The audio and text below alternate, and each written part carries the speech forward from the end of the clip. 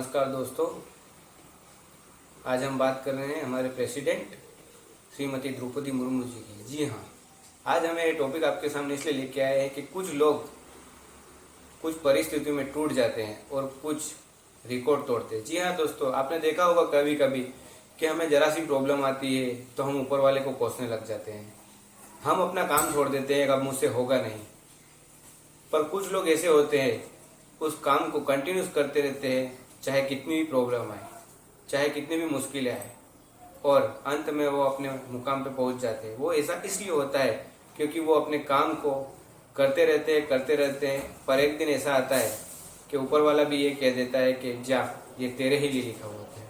तो ऐसी स्टोरी आज हम आपके सामने लेके आए हैं, जिनका जन्म एक बहुत ही गरीब परिवार में हुआ था। हाँ, हम बात कर रहे हैं भारत के प्रेसिडेंट श्रीमती द्रौपदी मुर्मू जी की, जिनका जन्म आज़ाद भारत में हुआ। आज़ाद भारत में जन्म लेने वाले पहली आदिवासी महिला, जिनका जन्म आदिवासी संथाल परिवार में हुआ, बहुत ही गरीब परिवार में जन्म हुआ।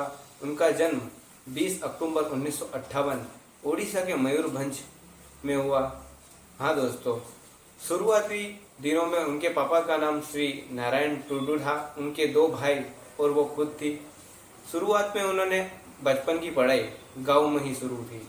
उसके बाद उनका सिंपल बहुत ही, जैसे कि हम गांव में किस तरह से रहते हैं, स्कूल जाना, उसके साथ काम करना, इस तरह से वो पढ़ाई करती थी। घर में फाइनेंशियल प्रॉब्लम होने के बावजूद उन्होंने काम किया, पढ़ाई करी, और फाइनली जब उनका स्कूल पीरियड ख़त्म होता है, उसके बाद उनके गांव से वो पहली लड़की होती है जो कॉलेज के लिए भुवनेश्वर रमा देवी कॉलेज में दाखिला लेती है, और वहाँ पर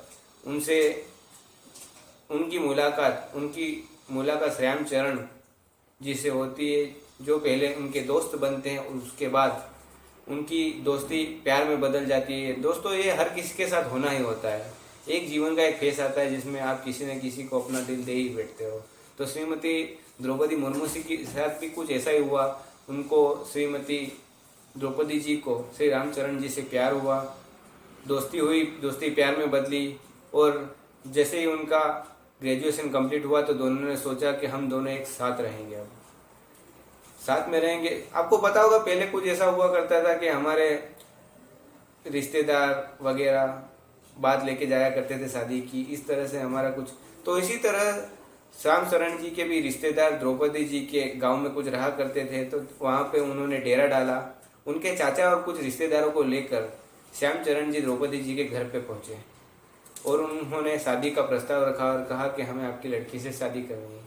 पर द्रौपदी के पिताजी नहीं मानने वाले थे, उन्होंने शादी से साफ इनकार कर दिया। पर श्याम शरण जी भी कहाँ मानने वाले थे। द्रौपदी जी ने और श्याम शरण जी ने उन्होंने अपने अपने घर पे स्पष्ट कह दिया कि हम शादी करेंगे तो द्रौपदी जी के साथ, और द्रौपदी जी ने कह दिया अगर हम शादी करेंगे तो श्याम शरण जी के साथ। फाइनली दोनों की जिदों के आगे दोनों को झुकना पड़ा, और द्रौपदी जी के पिताजी राजी हो गए। उनकी शादी में जिस तरह से हमारे यहाँ जनरली शादी में होती है, तो लड़की की ओर से दहेज दिया जाता था, और आज भी दहेज प्रथा कहीं ना कहीं बहुत सारे डिस्ट्रिक्ट में, बहुत सारे स्टेट में भारत के बहुत ज़्यादा हाई लेवल पर है, जिसके कारण आज फाइनेंशियल प्रॉब्लम होते हुए भी बहुत सारे माँ बाप अपने बच्चों की शादी अच्छे परिवार में नहीं कर सकते। तो ये वन टाइप ऑफ बर्डन है। बट संथाल परिवार में ऐसा होता है, आदिवासी समुदाय संथाल में, कि लड़के वाले लड़की वाले को दहेज देते हैं। तो दहेज की जब बात आई तो श्याम शरण जी के परिवार वालों ने द्रौपदी जी को 16 जोड़ी कपड़े और एक गाय देने का निश्चित किया। कुछ समय के बाद उनकी शादी हो जाती है, और शादी में मुर्गे, लाल पीले मुर्गे का भोजन बनाया जाता है। उस समय पर यही आमतौर सब शादियों में हुआ करता था, इसीलिए वहाँ पे ये खाना पर बनाया जाता है। इस तरह इन दोनों की शादी हो जाती है। शादी के लिए श्री श्याम शरण जी 3 दिन तक अपने परिवार वालों के यहाँ, द्रौपदी मुर्मू जी के ही गांव में उनके कुछ रिलेशन वाले रहते थे, 3 दिन तक वहाँ पे रहते थे। और इसकी वजह से उनके पिताजी, द्रौपदी मुर्मू जी के पिताजी थक हार कर हाँ बोल देते, और इसी तरह उनकी शादी होती है, जिस तरह से अभी हमने आपको बताया। उसके बाद 1979 में ये जॉब करती, बिजली और सिंचाई विभाग में उनकी जॉब लगती है। जॉब के साथ साथ उन्होंने बहुत सारी कठिनाइयाँ भी झेली और लोगों की मदद करने का जुनून था, क्योंकि खुद ही इतने संघर्षपूर्ण जीवन से उन्होंने अपने जो करियर की शुरुआत की थी, इसलिए लोगों की भावनाओं को पहले से ही जानते थे। उसके बाद 1994 में फिर वो टीचर बनते हैं। टीचर बनने के बाद 1997 में वो फिर पार्षद बनते हैं। मतलब राजनीतिक करियर की शुरुआत वहाँ से हो जाती है, पार्षद बनते हैं। उसके बाद वो एमएलए का इलेक्शन लड़के फिर एमएलए बनती है। उसके बाद उनको आदिवासी जनजाति का अध्यक्ष भी बनाया जाता है। उसके बाद सेकंड टर्म फिर 9 में भी एमएलए बनती है। 2015 में कहा जाता है कि लोकसभा चुनाव के लिए भी उनका नॉमिनेशन होता है, बट वहाँ पे वो हार जाती है। तो फिर वहाँ पे 2015 में झारखंड के गवर्नर के रूप में, राज्यपाल के रूप में द्रौपदी मुर्मू जी को चुना जाता है। और फाइनली 2022 में जब राष्ट्रपति जी के इलेक्शन होते हैं तो भारत की सबसे कम उम्र की दूसरी महिला और पहली आदिवासी महिला, सबसे कम उम्र की द्रौपदी मुर्मू जी ने अपने नाम ही खिताब किया।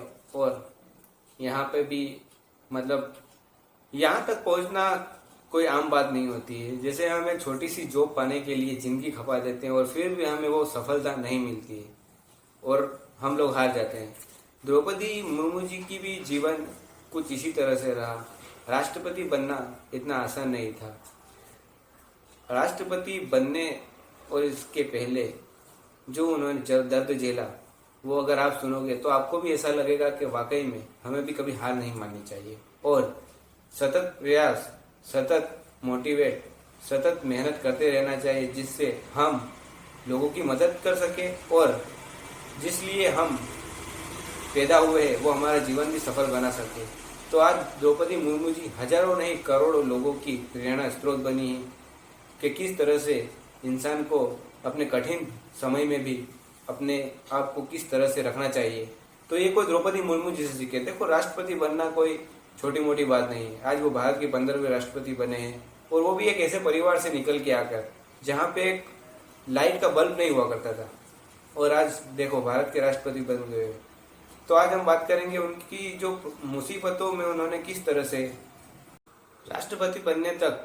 दोस्तों, कहा जाता है कि सफलता यूं ही नहीं मिलती, उसके लिए कई पापड़ बेलने पड़ते हैं और कहीं कांटों भरे सफर से हमें गुजरना पड़ता है। ऐसा ही द्रौपदी मुर्मू जी के साथ हुआ। सन 1984 में उनकी एक बेटी की मौत हो जाती है। सोचो, उनकी यंग बेटी की मौत हो जाती है और उसके कुछ समय के बाद उनके एक 25 साल के बेटे की मौत हो जाती है। कहा जाता है कि लक्ष्मण, उनके लड़के का नाम लक्ष्मण था, वो उनके चाचा और चाची के साथ रहते थे। लक्ष्मण एक रात घूमने उनके दोस्तों के साथ गए। जब उनके दोस्त उनको ऑटो में रख के गए, उस टाइम पे उनकी तबीयत थोड़ी खराब हुई थी। तो उनके चाचा और चाची ने ऐसा कहा कि उनको यहाँ पे लिटा दीजिए। जब उनकी सुबह उनको उठाने गए तो उनकी आँख ही नहीं खुली। जब तक उनको हॉस्पिटल ले जाया चुका तब तक उनकी मौत हो चुकी थी और उनकी मौत एकदम रहस्यमय थी। 4 साल के बाद और झकझोर देने वाली एक खबर मिलती है कि उनके दूसरे बेटे की भी मौत एक्सीडेंट में हो जाती है। द्रौपदी मुर्मू जी अपने आप को संभाल नहीं पाए और फिर राजस्थान में स्थित माउंट आबू ब्रह्म कुमारी जो संस्थान है वहाँ पे जाती है और वहाँ पे ध्यान, योग, राजयोग सीखकर वो अपने मन को शांति देने के लिए उन्होंने वहाँ पे संस्था को ज्वाइन किया। संस्था को ज्वाइन करने के बाद उनको थोड़ा परिवर्तन, उनको जो मानसिक शांति मिलने लगी। पर क्या करें, किस्मत को कुछ और ही मंजूर था। 1 साल के बाद उनके पति की मौत हो जाती है दिल का दौरा पड़ने की वजह से। कहा जाता है कि श्याम शरण जी एक बैंक में जॉब किया करते थे और उनकी दिल का दौरा पड़ने की वजह से मौत हो जाती है। अब उन्हें बस एक ही बेटी का सहारा था, इतिश्री मुर्मू, जो अभी हाल ही में बैंक में जॉब करती है। तो दोस्तों, ये सफ़र बहुत ही मुश्किल हुआ था। जिस तरह से द्रौपदी मुर्मू जी ने अपने आप को संभाला और आज राष्ट्रपति हैं भारत के। देखो, उनके परिवार में उन्हें कितनी समस्या का सामना झेलना पड़ा। अगर आम इंसान होता तो वो कब का टूट चुका होता। पर आज देखो, ये जो भारत के राष्ट्रपति बन के बाहर निकले हैं तो कितने लोगों के लिए प्रेरणा के स्रोत बने हैं। और ये हमको कहानी ये शिक्षा देती है कि हमें कभी भी हार नहीं माननी चाहिए, क्योंकि लगातार कोशिश करने के बाद सफलता एक दिन मिल ही जाती है। अगर सफलता ना भी मिले तो तजुर्बा जरूर मिल जाता है। तो ये जीता जागता उदाहरण श्रीमती द्रौपदी मुर्मू जी का है। थैंक यू दोस्तों। इस तरह की इंफॉर्मेशन के लिए हमारे चैनल को लाइक और सब्सक्राइब कीजिए, ताकि हम ऐसी बेहतरीन जानकारी आपके लिए आगे लेकर आ सकें। ऐसी कई अनेक स्टोरी है जो आपको मोटिवेट कर सकती है, जो आपको सिखा सकती है दोस्तों। थैंक यू दोस्तों। Have a nice day. जय